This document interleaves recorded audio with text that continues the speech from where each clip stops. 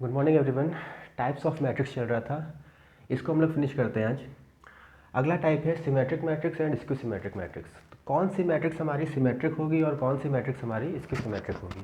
ठीक है, जैसे कोई मैट्रिक्स दी गई है मैट्रिक्स ए, ठीक है, हमें चेक करना होगा कि ये मैट्रिक्स हमारी सिमेट्रिक है या स्क्यू सिमेट्रिक है। ठीक है, इसके लिए क्या करते हैं, सबसे पहली कंडीशन है जो मैट्रिक्स है ये हमारी क्या होनी चाहिए, स्क्वायर होनी चाहिए। जो गिवन मैट्रिक्स है ये हमारी कैसी होनी चाहिए, स्क्वायर मैट्रिक्स होनी चाहिए। अगर ये स्क्वायर मैट्रिक्स है तो अब हमें क्या करना है, इसको चेक करना है कि ये मैट्रिक्स जो गिवन है ये हमारी सिमेट्रिक मैट्रिक्स है या स्क्यू सिमेट्रिक मैट्रिक्स है। तो इसके लिए क्या करना होगा, जो भी गिवन मैट्रिक्स है इसका ट्रांसपोज निकालना होगा, इसका ट्रांसपोज फाइंड आउट करना होगा। और ट्रांसपोज कैसे फाइंड आउट करते हैं, ये पिछले चैप्टर में सीख चुके हैं हम लोग। ट्रांसपोज कैसे फाइंड आउट करते हैं, जो भी रोज़ होती हैं इन्हें क्या कर देते हैं, कॉलम्स में कन्वर्ट कर देते हैं। जो भी हमारी रोज़ होती हैं इसे हम क्या कर देते हैं, कॉलम्स में कन्वर्ट कर देते हैं। तो हमें क्या मिल जाता है, अपनी मैट्रिक्स का ट्रांसपोज मिल जाता है। तो पहला स्टेप क्या होगा, सिमेट्रिक या स्क्यू सिमेट्रिक चेक करने के लिए कि मैट्रिक्स हमारी स्क्वायर होनी चाहिए, पहली बात। दूसरी बात, हमें क्या करना होगा, अपनी मैट्रिक्स का ट्रांसपोज निकालना होगा, अपनी मैट्रिक्स का ट्रांसपोज फाइंड आउट करना होगा। इसके बाद थर्ड स्टेप में क्या होगा, हमें चेक करना होगा जो ट्रांसपोज आया हुआ है, जो ट्रांसपोज आया हुआ है इसकी वैल्यू ए के बराबर है या नहीं है। जो ट्रांसपोज मैट्रिक्स है और जो गिवन मैट्रिक्स है, अगर ये दोनों हमारी इक्वल हो जाती हैं तो जो गिवन मैट्रिक्स ए है इसे हम क्या कहेंगे, इसे हम सिमेट्रिक मैट्रिक्स बोलेंगे। इसे हम क्या बोलेंगे, सिमेट्रिक मैट्रिक्स बोलेंगे। क्लियर है। कोई मैट्रिक्स गिवन होगी, हमें चेक करना है कि ये जो गिवन मैट्रिक्स है ये सिमेट्रिक है या स्क्यू सिमेट्रिक है। तो कैसे चेक करेंगे, सबसे पहले हमें देखना होगा जो मैट्रिक्स गिवन है ये स्क्वायर है या नहीं है। अगर ये स्क्वायर है, इसके बाद क्या करेंगे, इसका ट्रांसपोज फाइंड आउट करेंगे, इसका ट्रांसपोज फाइंड आउट करेंगे। ट्रांसपोज कैसे निकालते हैं, रोज को कॉलम्स में कन्वर्ट कर देते हैं, हमारी मैट्रिक्स का ट्रांसपोज निकल आता है। थर्ड स्टेप में क्या करेंगे, चेक करेंगे ट्रांसपोज मैट्रिक्स और गिवन मैट्रिक्स आपस में इक्वल है या नहीं है।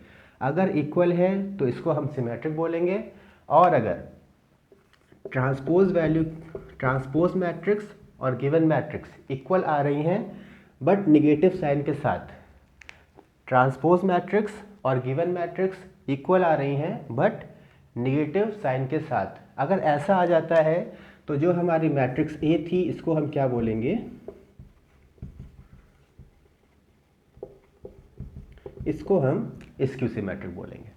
ठीक है, तो सिमेट्रिक मैट्रिक्स और स्क्यू सिमेट्रिक मैट्रिक्स क्या होता है, समझ में आ रही बात। एक मैट्रिक्स दी होगी, हमें चेक करना होगा ये मैट्रिक्स हमारी सिमेट्रिक है या स्क्यू सिमेट्रिक है। तो सबसे पहला स्टेप है, हमें चेक करना है ये जो गिवन मैट्रिक्स है ये स्क्वायर होनी चाहिए।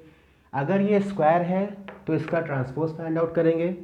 ट्रांसपोज फाइंड आउट करने के बाद चेक करेंगे कि ट्रांसपोज की वैल्यू मैट्रिक्स के इक्वल है या नहीं। अगर इक्वल है तो सिमेट्रिक हो जाएगा, अगर इक्वल है बट निगेटिव साइन भी आ रहा है तो जो मैट्रिक्स ए है गिवन मैट्रिक्स ये हमारी क्या हो जाएगी, स्क्यू सिमेट्रिक हो जाएगी। ये हमारी क्या हो जाएगी, स्क्यू सिमेट्रिक हो जाएगी।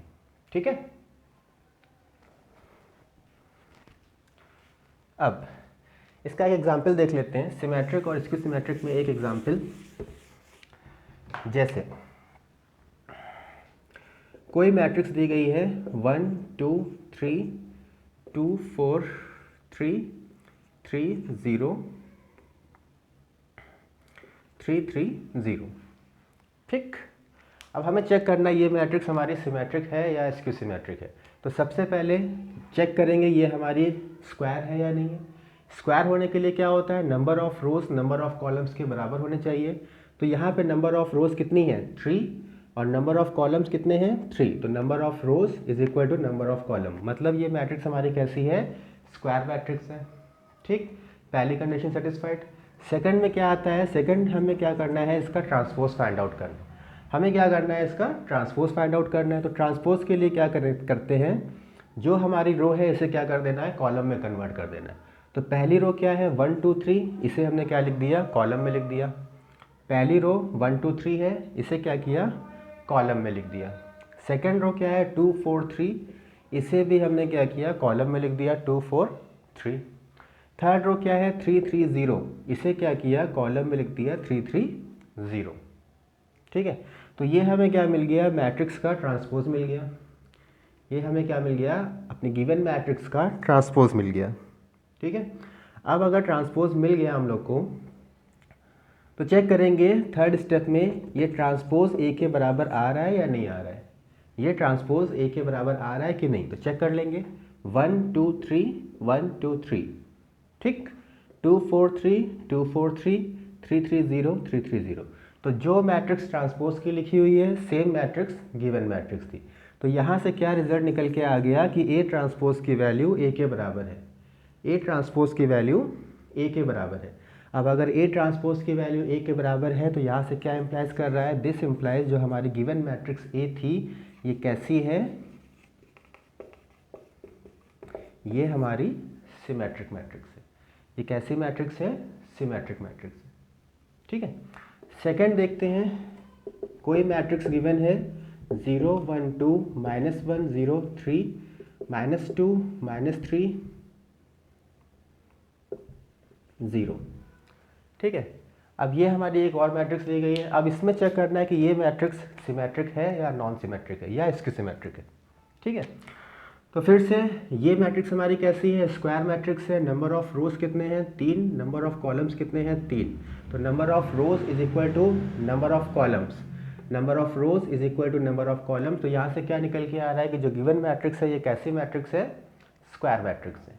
ठीक, अब अगर मैट्रिक्स स्क्वायर है तो हम इसका क्या कर सकते हैं, ट्रांसपोज निकाल सकते हैं। इसका ट्रांसपोज निकाल लिया। ट्रांसपोज में क्या होता है, नंबर जो हमारी रोज है उसे क्या कर देना है, कॉलम में कन्वर्ट कर देना है। तो पहली रो क्या है 0 1 2, इसको क्या कर दिया, कॉलम में लिख दिया 0 1 2। सेकंड क्या है -1 0 -3, इसे भी क्या कर दिया, कॉलम में लिख दिया। थर्ड क्या है -2 3 0, तो -2 3 0, इसे भी क्या कर दिया, कॉलम में लिख दिया। ठीक है, ट्रांसपोज निकाल लिया। अब चेक करना है कि ट्रांसपोज की वैल्यू ए के बराबर है कि नहीं है। तो देखते हैं 0 -1 -2 0 1 2, यहाँ पे पॉजिटिव वैल्यू है, यहाँ पे नेगेटिव वैल्यू है। सेम ऐसे ही -1 0 3 +1 0 +3, यहाँ पर भी पॉजिटिव है और यहाँ पर नेगेटिव है। तो क्या करेंगे, इस मैट्रिक्स ए से माइनस का साइन बाहर कर लेंगे या इससे माइनस का साइन बाहर कर लेंगे। तो क्या किया, ए डैश से माइनस का साइन बाहर कर लिया। ठीक है, जब माइनस को बाहर करेंगे तो ये क्या बन जाएगा, 0 1 2 -1 0 -3 -2 3 0 -2 3 0। अब चेक करेंगे 0 1 2 0 1 2, ठीक, -1 0 -3 -1 0 -3 -2 3 0 -2 3 0। तो यहाँ से क्या निकल के आ रहा है, जो वैल्यू ये मैट्रिक्स आ रही है ये क्या है, मैट्रिक्स ए है। तो इसको लिख सकते हैं A dash is equal to minus of A, A dash is equal to minus of A. अब ये कंडीशन किसके लिए होती है, अगर ट्रांसपोज की वैल्यू मैट्रिक्स के बराबर आए लेकिन निगेटिव साइन के साथ, तो इसको हम लोग क्या करते हैं, तो हमारी जो मैट्रिक्स गिवन मैट्रिक्स ए है ये कैसी हो जाएगी, स्क्यू सिमेट्रिक हो जाएगी। तो जो गिवन मैट्रिक्स है ये कैसी हो जाएगी, स्क्यू सिमेट्रिक। तो सिमेट्रिक क्या होता है, स्क्यू सिमेट्रिक क्या होता है, समझ में आ रही होगी बात।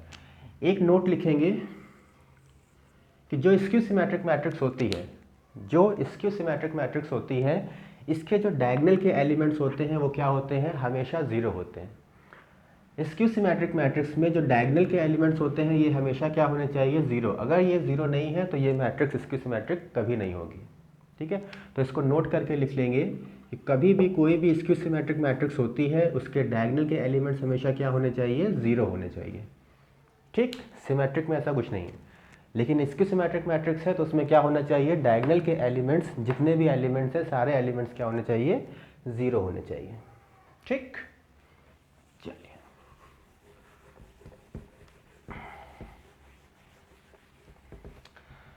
अगला टाइप है कॉन्जुगेट मैट्रिक्स।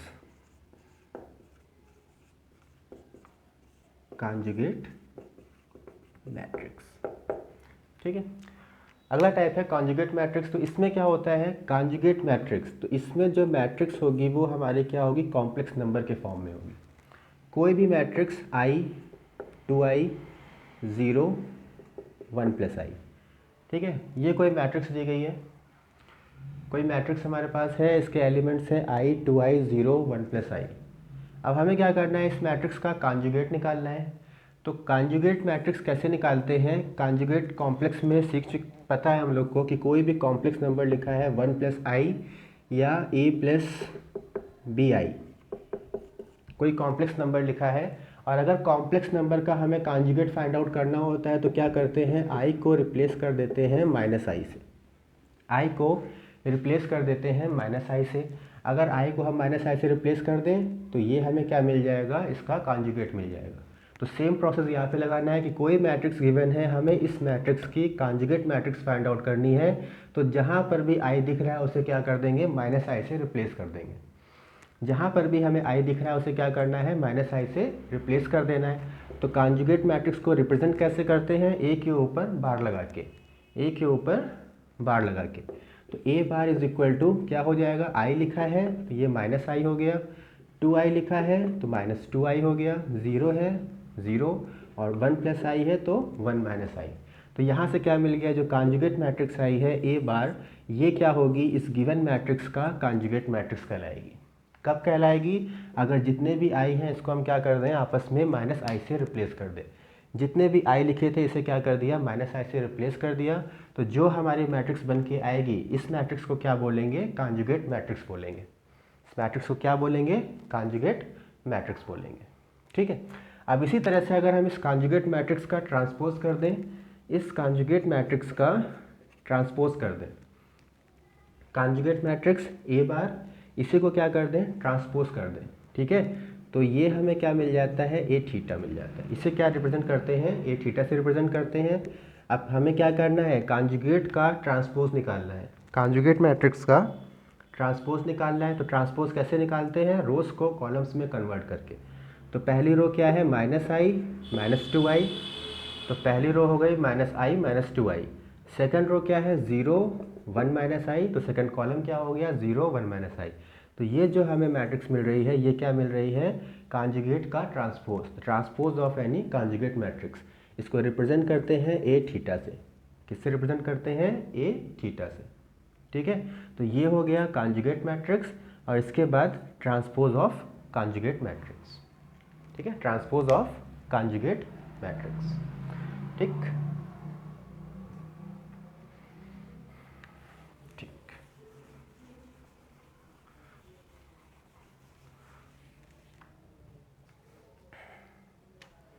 इसके बाद अगला टॉपिक आता है यूनिटरी मैट्रिक्स।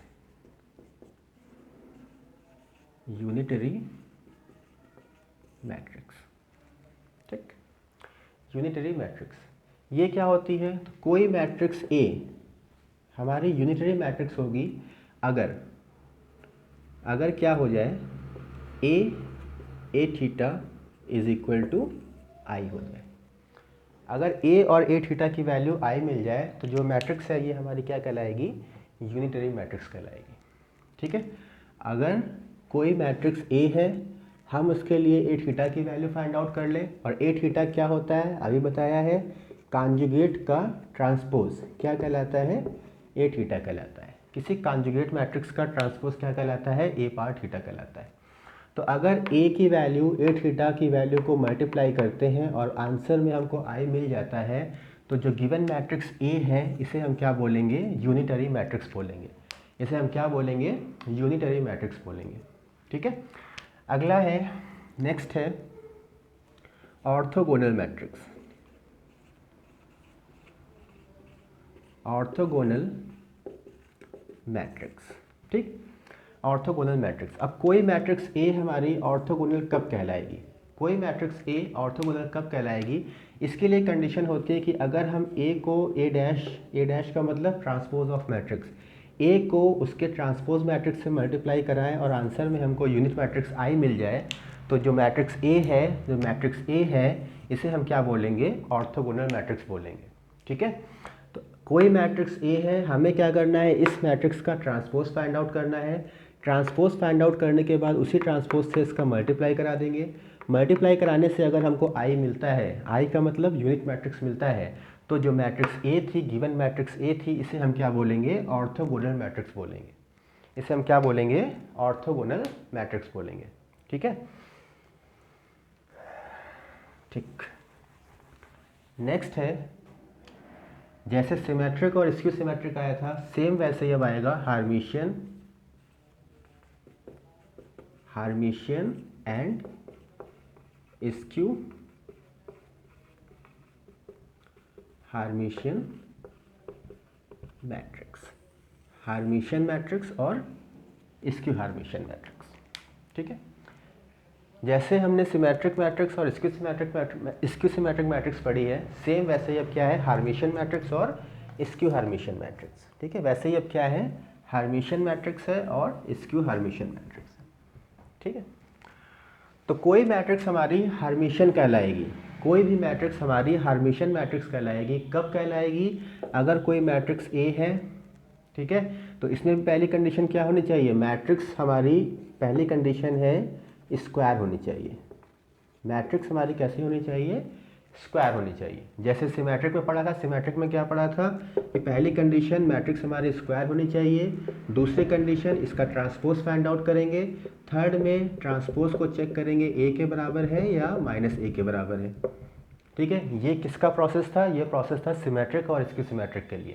अब हार्मिशियन के लिए प्रोसेस क्या है कि कोई मैट्रिक्स हमारी हार्मिशियन होगी या स्क्यू हार्मिशियन होगी। कंडीशन क्या है? पहली कंडीशन है मैट्रिक्स हमारी स्क्वायर होनी चाहिए। सेकंड कंडीशन है कि हम इसमें थीटा निकालेंगे। थीटा का मतलब कॉन्जुगेट का ट्रांसपोज निकालेंगे। ठीक है, थीटा का मतलब कॉन्जुगेट का ट्रांसपोज। तो अगर ए थीटा की वैल्यू ए के बराबर आती है तो मैट्रिक्स ए हमारी क्या हो जाएगी? हार्मिशियन हो जाएगी। ठीक है, और अगर ए थीटा की वैल्यू माइनस ए के बराबर आती है तो ये हमारी क्या हो जाएगी? स्क्यू हार्मिशियन। बस इतना है। सेम प्रोसेस जैसे सिमेट्रिक और स्क्यू सिमेट्रिक के लिए था, सेम प्रोसेस हार्मिशियन और स्क्यू हार्मिशियन के लिए है। हमें क्या करना है? थीटा निकालना है। ए थीटा निकालेंगे। अगर ए थीटा की वैल्यू ए के बराबर आती है तो ये हमारी जो मैट्रिक्स ए है ये कैसी हो जाएगी? हार्मिशियन हो जाएगी। और अगर ए थीटा की वैल्यू माइनस ए आती है तो जो मैट्रिक्स ए है ये कैसी मैट्रिक्स कहलाएगी? स्क्यू हार्मिशियन मैट्रिक्स कहलाएगी। ठीक है, कैसी मैट्रिक्स कहलाएगी? स्क्यू हार्मिशियन कहलाएगी। ठीक है, अब यहाँ पे क्या था? स्क्यू सिमेट्रिक में जो डायगोनल एलिमेंट्स थे वो क्या थे? ज़ीरो थे। स्क्यू सिमेट्रिक में क्या था कंडीशन के जो डायगोनल के एलिमेंट्स थे वो कैसे थे? ज़ीरो थे। तो सेम यहाँ पर भी कंडीशन बनती है स्क्यू हार्मिशियन के लिए। स्क्यू हार्मिशियन के लिए कंडीशन क्या बनती है कि जो डायगोनल के एलिमेंट्स होते हैं ये क्या होने चाहिए? कॉम्प्लेक्स नंबर होने चाहिए। कॉम्प्लेक्स नंबर होने चाहिए। ठीक है, तो इसके लिए याद रखेंगे कभी भी स्क्यू हार्मिशियन मैट्रिक्स आएगी तो स्क्यू हार्मिशियन मैट्रिक्स के लिए कंडीशन क्या होती है? जो डायगोनल के एलिमेंट्स होते हैं ये कैसे होने चाहिए? कॉम्प्लेक्स नंबर होने चाहिए। ठीक है, स्क्यू हार्मिशियन मैट्रिक्स में डायगोनल के एलिमेंट्स क्या होने चाहिए? कॉम्प्लेक्स नंबर्स होने चाहिए। अगर कॉम्प्लेक्स नंबर नहीं है तो वो मैट्रिक्स स्क्यू सिमेट्रिक नहीं कहलाएगी, नहीं कहलाएगी। ठीक, तो यहाँ तक थे हमारे टाइप्स ऑफ मैट्रिक्स। अब एक बार सीख लेते हैं इस मैट्रिक्स को प्लस कैसे करते हैं, माइनस कैसे करते हैं, इनटू कैसे करते हैं, प्लस माइनस और इसका मल्टीप्लाई कैसे करते हैं। ठीक, तो एडिशन एंड सब्ट्रैक्शन। ठीक है, एडिशन और सब्ट्रैक्शन कैसे करते हैं? तो इसके लिए पहली कंडीशन है कि जो मैट्रिक्स की ऑर्डर है, ऑर्डर ऑफ मैट्रिसेस क्या होना चाहिए? सेम होना चाहिए। पहली कंडीशन है जितने भी मैट्रिक्स को हमें प्लस या माइनस करना है उन सारी मैट्रिक्स के ऑर्डर सेम होने चाहिए।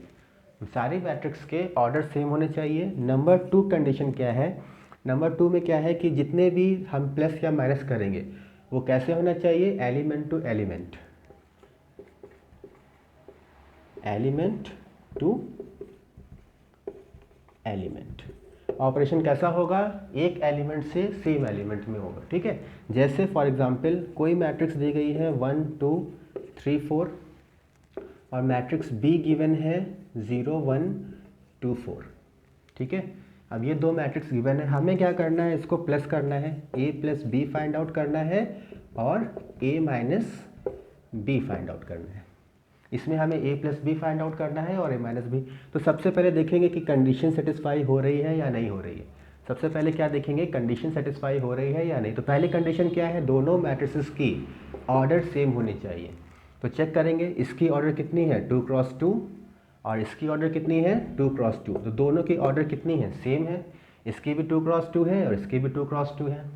ठीक है, तो अब क्या करना है, सेकंड कंडीशन में क्या है, ऑपरेशन कैसा होगा, एलिमेंट से एलिमेंट में होगा। एक एलिमेंट इसका, दूसरा एलिमेंट दूसरी मैट्रिक्स का। ठीक है, तो इसका पहला एलिमेंट क्या है 1 और इसका पहली एलिमेंट क्या है 0। तो यहाँ पे क्या हो जाएगा 1 प्लस 0 और 1 प्लस 0 का मतलब 1। ठीक, इसका दूसरा एलिमेंट क्या है, a12 क्या है 2 और इसका एलिमेंट क्या है 1। तो 2 को 1 से ऐड करेंगे, 2 प्लस 1 3। इसका एलिमेंट क्या है 2 1 क्या है 3 और इसका 2 1 क्या है 2। तो 3 को 2 से ऐड करेंगे, 3 प्लस 2 5। इसका एलिमेंट है लास्ट 4, इसका एलिमेंट क्या है 4। तो 4 प्लस 4 क्या हो जाएगा 8 हो जाएगा। तो ऐसे हमें क्या करना है, मैट्रिक्स को ऐड करना है। सेम ऐसे ही सब्ट्रैक्ट कैसे करना है, माइनस कैसे करना है, पहला एलिमेंट पहले एलिमेंट के साथ। तो 1 माइनस 0 1, दूसरा एलिमेंट दूसरे एलिमेंट के साथ 2 माइनस 1 1, तीसरा एलिमेंट तीसरे के साथ 3 माइनस 2 1 और last element 4, last element 4, 4 minus 4 0। तो यहाँ से हमें a माइनस बी मिल गया, यहाँ से हमें a प्लस बी मिल गया। तो मैट्रिक्स को कैसे प्लस करना है, कैसे माइनस करना है। ठीक है, ये बात समझ में आ रही है, कैसे उसको प्लस करेंगे और कैसे उसको माइनस करेंगे। ठीक, अब देख लेते हैं जब मैट्रिक्स का मल्टीप्लिकेशन कैसे होता है, किन्हीं भी दो मैट्रिक्स को हम कैसे मल्टीप्लाई करते हैं। मैट्रिक्स का multiplication, matrix multiplication. Matrix multiplication में भी हमारे पास दो मैट्रिक्स होंगी। पहली कंडीशन क्या है मैट्रिक्स मल्टीप्लिकेशन के लिए, कंडीशन है कि number of column of first matrix किसके बराबर होनी चाहिए, number of rose of second matrix. ये पहली कंडीशन है। क्या है कि जो पहली मैट्रिक्स है इसके कॉलम दूसरी मैट्रिक्स के रो के बराबर होने चाहिए। अगर ऐसी कंडीशन सेटिस्फाई होती है तभी मल्टीप्लिकेशन पॉसिबल होगा। अगर ये कंडीशन सेटिस्फाई नहीं होती है तो मैट्रिक्स मल्टीप्लिकेशन पॉसिबल नहीं होगा। क्या है कंडीशन, जैसे मान लो मैट्रिक्स ए हमें गिवन है 1 2 3 4 5 6। ठीक है, इसकी ऑर्डर कितनी हो गई 2 क्रॉस 3 हो गई। और दूसरी मैट्रिक्स हम लोग को गिवन है 1 2 3 4, दूसरी मैट्रिक्स गिवन है 1 2 3 4। ठीक है, इसकी ऑर्डर कितनी है 2 क्रॉस 2।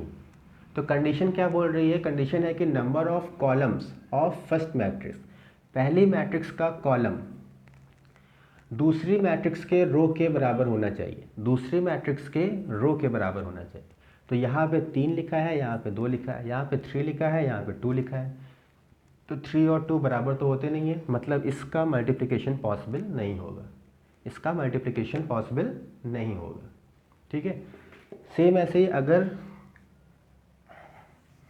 मैट्रिक्स ए हम लोग को ये गिवन है और मैट्रिक्स बी गिवन होती 1 2 3 5 0 0 5 0 0।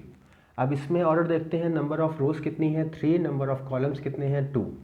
तो यहाँ पे कॉलम 3 रो 3, 3 और 3 आपस में बराबर हो गए, 3 और 3 आपस में बराबर हो गए, मतलब ये कंडीशन सेटिस्फाई कर रही है। कंडीशन सेटिस्फाई कर रही है मतलब इसका मल्टीप्लिकेशन पॉसिबल है। कंडीशन अगर सेटिस्फाई कर रही है मतलब इसका मल्टीप्लिकेशन पॉसिबल है। ठीक है, अब मल्टीप्लिकेशन कैसे करेंगे, ठीक है, इसको देख लेते हैं। दो मैट्रिक्स को आपस में कैसे मल्टीप्लाई करना है इसको देख लेते हैं।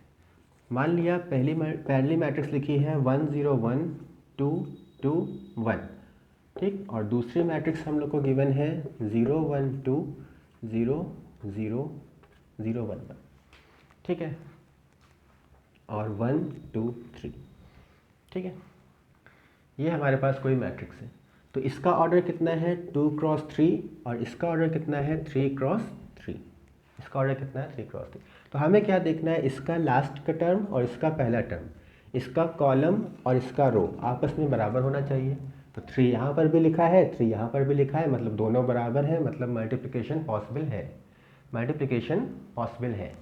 अब अगर मल्टीप्लिकेशन पॉसिबल है तो मल्टीप्लाई करेंगे कैसे? मल्टीप्लाई करेंगे, पहली मैट्रिक्स की रो उठाएंगे, पहली मैट्रिक्स की रो उठाएंगे, इसका मल्टीप्लाई करेंगे दूसरी मैट्रिक्स के कॉलम के साथ, दूसरी मैट्रिक्स के कॉलम्स के साथ, और आंसर लिखेंगे रोज़ में। ठीक है, केवल इतना याद रखना है। क्या क्या याद रखना है? पहली मैट्रिक्स की रोज़ को उठाएंगे, दूसरी मैट्रिक्स के कॉलम्स में मल्टीप्लाई करेंगे, और आंसर हम लिखेंगे रो वाइज लिखेंगे आंसर। ठीक है, तो चेक करते हैं कैसे करना है। A dot B, A dot B, ठीक है, क्या है? पहली मैट्रिक्स का रो, दूसरी मैट्रिक्स का कॉलम, मल्टीप्लाई कर देंगे, पहले को पहले के साथ, 1 इंटू 0 क्या हो गया? 0 हो गया, 0 इंटू 1 क्या हो गया? 1 हो गया, 1 इंटू 0 क्या हो गया? 0। तो रो को उठाया, कॉलम से मल्टीप्लाई किया और रो में लिखा। ठीक, अब इसी तरह सेकंड कॉलम के साथ आ जाएंगे, 1 का मल्टीप्लाई 1 के साथ 1 हो गया, 0 का मल्टीप्लाई 2 के साथ 0 हो गया, 1 का मल्टीप्लाई 1 के साथ 1 हो गया, तो सेकंड कॉलम भी हो गया। थर्ड में क्या है? 1 का मल्टीप्लाई 2 के साथ, 0 का मल्टीप्लाई 3 के साथ और 1 का मल्टीप्लाई 1 के साथ। तो रोज़ का मल्टीप्लाई कॉलम्स में किया और रोज़ में लिखा। ठीक है, सेम ऐसे ही हम क्या करेंगे, सेकंड रो पे आ जाएंगे, 2 का मल्टीप्लाई 0 के साथ 0, 2 का मल्टीप्लाई 1 के साथ और 1 का मल्टीप्लाई 0 के साथ। सेकंड कॉलम में 2 का मल्टीप्लाई 1 के साथ, 2 का मल्टीप्लाई 2 के साथ, 1 का मल्टीप्लाई 1 के साथ, 2 का मल्टीप्लाई 2 के साथ 2 3 1 1। ठीक है, अब इसको सिंप्लीफाई कर लेंगे, हमें क्या मिल जाएगा? A इंटू बी मिल जाएगा, 1 2 2 7 और 3 11। ठीक है, 2 क्रॉस 3, 2 क्रॉस 3। तो ये जो मैट्रिक्स आई है ये क्या हो जाएगी? मैट्रिक्स A और मैट्रिक्स B का मल्टीप्लिकेशन हो जाएगी, मैट्रिक्स A और मैट्रिक्स B का मल्टीप्लिकेशन हो जाएगी। ठीक है, ये बात याद रखना कि ये जो लास्ट टर्म है इसके फर्स्ट टर्म के बराबर होना चाहिए। अगर ये बराबर है तभी मल्टीप्लिकेशन पॉसिबल है, अगर ये बराबर नहीं होगा तो मल्टीप्लिकेशन पॉसिबल नहीं होगा। और जो हमारा आंसर आएगा वो क्या आएगा? जो बच गया है, क्या बच गया है? 2 बचा है और 3 बचा है, मतलब जो हमारा आंसर आएगा वो कैसा आएगा? 2 क्रॉस 3 के फॉर्म में आएगा। चेक करते हैं, 2 क्रॉस 3 आ रहा है, मतलब जो बच रहा है वो हमारा आंसर हो जाएगा और जो बराबर होना चाहिए वो कैंसिल हो जाएगा। तो ये है मैट्रिक्स मल्टीप्लिकेशन। मैट्रिक्स मल्टीप्लिकेशन में एक नोट लिखेंगे कि कभी भी ए बी की वैल्यू बी ए के बराबर नहीं होती, A B not equal to B A होता है। ठीक है, A B not equal to B A होता है। ठीक, तो आज इतना ही रखते हैं। नेक्स्ट टर्न पे इसमें इन्वर्स कैसे निकालते हैं इसके एप्लीकेशंस को चेक करते हैं। मैट्रिक्स में एप्लीकेशन क्या है? मैट्रिक्स में कोई मैट्रिक्स गिवन होगी उसका इन्वर्स कैसे फाइंड आउट करते हैं। ठीक है, इन्वर्स निकालने के कितने प्रोसेस हैं, उन सारे प्रोसेस को देखा जाएगा। ठीक है, चलिए, थैंक यू।